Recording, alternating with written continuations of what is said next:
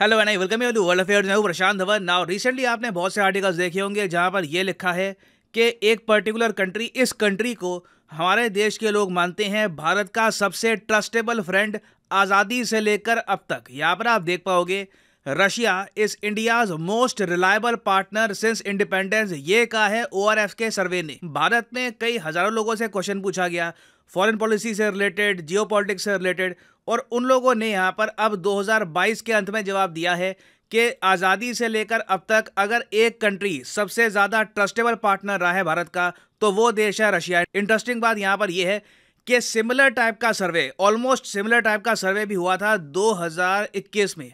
उस पर मैंने वीडियो भी बनाई थी और उसमें आपको याद होगा कि ज़्यादातर लोगों ने यह कहा था कि भविष्य में वो चाहते हैं या भविष्य में वो देखते हैं कि इंडिया का मेन इंपॉर्टेंट जो पार्टनर है वो रहने वाला है यूएसए। मगर पिछले 1 से लेकर 1.5 साल में ऐसी आप कह लीजिए इवेंट्स हुए हैं, जयशंकर साहब की स्टेटमेंट्स आई है, पाकिस्तान का जो F-16 प्रोग्राम है यूएसए ने वापस रिवाइव कर दिया है, बहुत सी चीज़ें एक के बाद एक हुई है जिसको देखकर इंडियंस आप कह लीजिए वापस रशिया सेंट्रिक बन रहे हैं। मैं चाहता हूं ये जो पूरा सर्वे है मैं आपको दिखाऊं, इससे आपको एक बहुत ही अच्छी एक इंसाइट मिलेगी कि देश की बड़ी आबादी जियोपॉलिटिक्स, इंटरनेशनल रिलेशंस के बारे में आखिर सोचती क्या है। नाउ ये जो सर्वे है ये ऑनलाइन आपको फ्री ऑफ कॉस्ट मिल जाएगा ओआरएफ की वेबसाइट पे। ओआरएफ है ऑब्जर्वर रिसर्च फाउंडेशन, भारत में एक बहुत ही बड़ा जियोपॉलिटिक्स, इंटरनेशनल रिलेशंस का एक थिंक टैंक है। और यहाँ पे आप देख पाओगे लिखा है द ओआरएफ फॉरेन पॉलिसी सर्वे 2022। और यहाँ पर आप देख पाओगे पहला क्वेश्चन ओआरएफ ने पूछा लोगों से वो ये था कि ओवरऑल देश की जो विदेश नीति है उसको लेकर आपका क्या ओपिनियन है। देश की जो करंट नीति है ये बहुत अच्छी है, न्यूट्रल है, खराब है वगैरह। तो यहाँ पे आप देख पाओगे 25% लोगों ने कहा कि बहुत अच्छी है, 52% लोगों ने कहा कि अच्छी है। तो आप कह सकते हैं कि एक बड़ी संख्या 77% जो लोग हैं वो मानते हैं कि देश की जो विदेश नीति है ये सही दिशा में जा रही है। फिर अगला क्वेश्चन लोगों से ये पूछा गया कि वो कौन सा देश है जो इंडिपेंडेंट इंडिया की हिस्ट्री में इंडिया का सबसे इंपॉर्टेंट, सबसे ट्रस्टेड पार्टनर रहा है। अब इंटरेस्टिंग क्वेश्चन है यहाँ पर, क्योंकि आप देखेंगे कि यहाँ पे रशिया, यूएस, इजराइल, फ्रांस सबके बारे में मेंशन किया है लोगों ने, मगर रशिया का मेंशन सबसे ज्यादा यहाँ पर आया है। 43% लोगों ने कहा है कि रशिया है इंडिया का मोस्ट ट्रस्टेड पार्टनर। 27% लोगों ने कहा है कि यूएसए है इंडिया का मोस्ट ट्रस्टेड पार्टनर। हालांकि एक बहुत ही इंटरेस्टिंग पॉइंट इस सर्वे की ये है कि जो मेल रिस्पोंडेंट थे, ज्यादातर मेल्स ने ज्यादातर कहा है 54% इनके हिसाब से कि रशिया है इंडिया का मोस्ट ट्रस्टेड पार्टनर। फीमेल्स ने आज भी कहा है कि यूएसए है इंडिया का मोस्ट ट्रस्टेड पार्टनर। और पिछले साल आपको याद होगा कि यहाँ पे आप देख पाओगे जब लोगों से पूछा गया कि how would you rate these powers on the basis of trust, तो नंबर 1 पे उस वक्त था यूएसए, नंबर 2 पे ऑस्ट्रेलिया, नंबर 3 पे रशिया। तो पिछले आप कह लीजिए 1.5 साल में जो यूक्रेन वॉर हुई है उसके बाद जिस तरीके से इंडिया ने काफ़ी बार एब्सटेन किया रशिया के इशू को लेकर, रशिया ने उसके बदले में फिर हमको डिस्काउंटेड ऑयल बेचा, बहुत सी जो चीज़ें हुई है ना, ये सब देखकर आप कह लीजिए लोगों का परसेप्शन चेंज हुआ है। और मैं कहूँगा लास्ट में जो चेरी ऑन द केक है, केक तो तैयार हो गया था, उसके बाद चेरी डालनी होती है, तो जो चेरी डाली है वो यूएसए ने पाकिस्तान का जो F-16 प्रोग्राम है वो रिवाइव करके डाली है। आज भी आप देखोगे, आज भी हमारे विदेश मंत्री ने स्टेटमेंट दी है कि पाकिस्तान को जब से F-16 मिले हैं उससे दुनिया का कुछ भला हुआ नहीं है। इंडिया लगातार F-16 प्रोग्राम की आलोचना कर रहा है यूएसए से। और हाँ, एक और बहुत ही इंटरेस्टिंग बात मैं आपको ये बता दूं, जो सरकारी कर्मचारी है, यहाँ पे बहुत से लोगों से पूछा गया ये सवाल, तो जिन लोगों की सरकारी नौकरी है ना, वहां पर देखा गया कि 66% लोगों ने कहा है कि Russia was India's most trusted partner. तो मैं ये कहूँगा, देखिए रशिया ने ना लोगों के माइंड में एक बहुत बड़ा एक आप कह लीजिए कमबैक किया है एज इंडिया ट्रस्टेड पार्टनर। फिर आगे लोगों से पूछा गया कि इंडिपेंडेंट इंडिया की हिस्ट्री में सबसे बड़ा टर्निंग पॉइंट कौन सा रहा है, एक ऐसा इवेंट जिसके बाद भारत की विदेश नीति में काफ़ी बदलाव आए हैं। तो देखिए यहाँ पे लोगों ने कहा है 1998 का जो पोखरान न्यूक्लियर टेस्ट था ये है इंडिया के लिए बिगेस्ट टर्निंग पॉइंट। 16% लोगों ने यहाँ पर कहा है पोखरान न्यूक्लियर टेस्ट के बारे में, 13% लोगों ने कहा इंडिया चाइना वॉर के बारे में, और उसके बाद 12% लोगों ने यहाँ पर मेंशन किया 1971 इंडिया पाकिस्तान वॉर के बारे में। हालांकि पर्सनली आप मुझसे पूछें, मेरे हिसाब से liberalisation of the Indian economy 1991 में जो हमने आप कह लीजिए सोशलिज्म का जो मॉडल था वो पीछे रखकर ज़्यादा एक कैपिटलिस्ट जो अप्रोच अपनाई है, इसकी वजह से ना हमारे द्वार खुले हैं यूरोप की तरफ, यूएसए की तरफ, और रिलेशंस हमारे वेस्ट के साथ इंप्रूव हुए हैं। तो ये मैं कहूँगा सबसे बड़ा टर्निंग पॉइंट था ना सिर्फ भारत की फॉरेन पॉलिसी बल्कि हमारी इकोनॉमिक पॉलिसी के हिसाब से, लिविंग स्टैंडर्ड के हिसाब से इसका इम्पैक्ट हर एक इंडियन पे हुआ है। मगर यहाँ पे आप नोटिस करोगे करीब 9% लोग हैं, इन्होंने ये भी कहा है कि जो गलवान में क्लैशेस हुई थी 2020 में, इसका भी एक बहुत ही बड़ा एक इम्पैक्ट पड़ा है भारत की विदेश नीति पर। नाउ इसके बाद लोगों से यह पूछा गया कि इनमें से वो कौन सा टॉपिक है जिसके बारे में सबसे ज्यादा चिंता है आपको।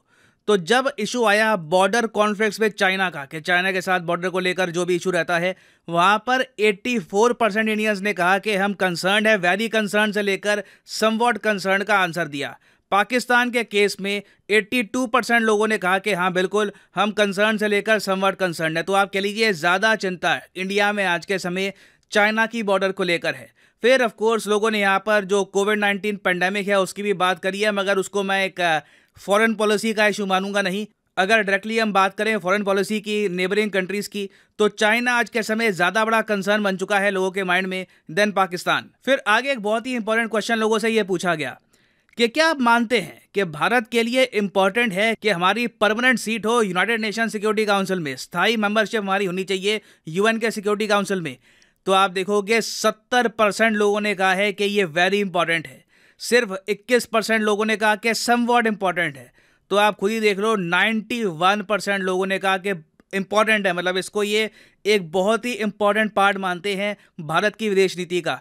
सिर्फ गिनती के 1 से लेकर 2% लोगों ने कहा है कि ये टॉपिक अनइम्पॉर्टेंट है। और देखो एक बहुत ही इंटरेस्टिंग बात आपको ये बताता हूँ कि भारत की विदेश नीति में जो थोड़ा सा हमको बदलाव देखने को मिल रहा है, इसका इम्पैक्ट ऑफ कोर्स लोगों पर भी होता है। तो यहाँ पे मैं आपको दिखाना चाहता हूँ कि सबसे बड़ा इम्पैक्ट ओवरऑल क्वाड को लेकर, क्वाड के व्यू पॉइंट को लेकर भी कैसे चेंज हुआ है।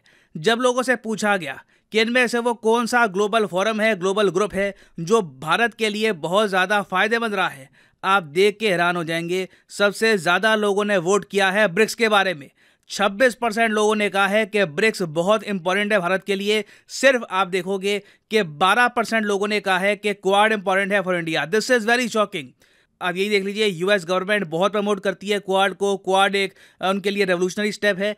मगर सिंस क्वाड में अभी तक कुछ आप कह लीजिए ना कुछ क्वाड का बैंक बना है, ना वहाँ पर फाइनेंसिंग की बात की जा रही है, जबकि ब्रिक्स का एक प्रॉपर बैंक है। ब्रिक्स के अंडर बहुत सारे इनिशिएटिव स्टार्ट हो चुके हैं, ब्रिक्स गेम्स की बात चल रही है।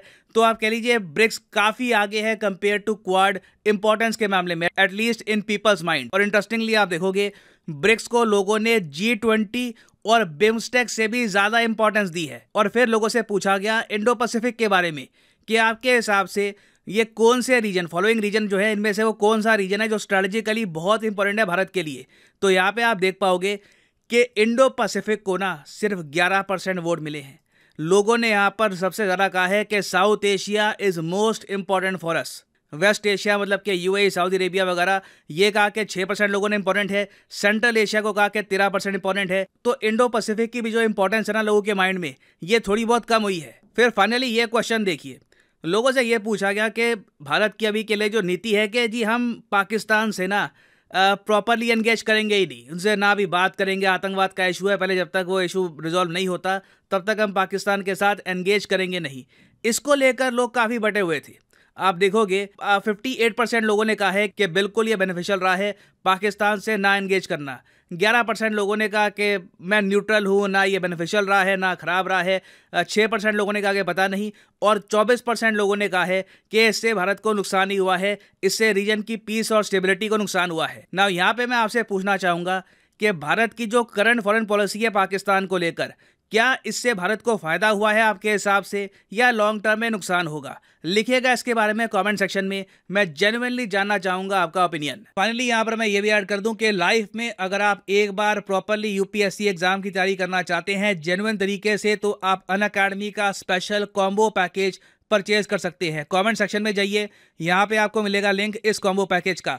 नाउ इस कॉम्बो पैकेज की खास बात यह है कि आपको यहाँ पर प्रीलिम्स, मेंस और ऑप्शनल तीनों की तैयारी करने का मौका मिलता है इन अ सिंगल परचेज। ये सारे जो आप कोर्सेज हैं अलग अलग परचेज करोगे तो 10 to 15,000 रुपीज़ आपको एक्स्ट्रा पे करने होंगे। तो कॉम्बो में वैसे ही आपकी सेविंग होती है। तो अगर मान लीजिए अभी आपका प्लान है कि आप 2-3 साल में आराम से यूपीएससी के एग्जाम का एक प्रॉपर अटेम्प्ट देंगे, तो जो 36 महीने का कोर्स है ये आप कर सकते हैं परचेज। मगर जो प्राइसेस यहाँ पर लिखे हैं कभी भी पे मत कर देना, सिंपली यहाँ पर कोड यूज करो PD10 और प्राइसेस गिरना स्टार्ट हो जाएंगे। The prices will start falling. सिर्फ 3,000 रुपए में UPSC ऑप्शनल, प्रीलिम्स, मेंस तीनों की तैयारी आप कर सकते हैं with Unacademy. So use the code PD10 and save money. So इसी नोट के साथ ये है वीडियो का अंत। Thank you for listening and as always God bless you all.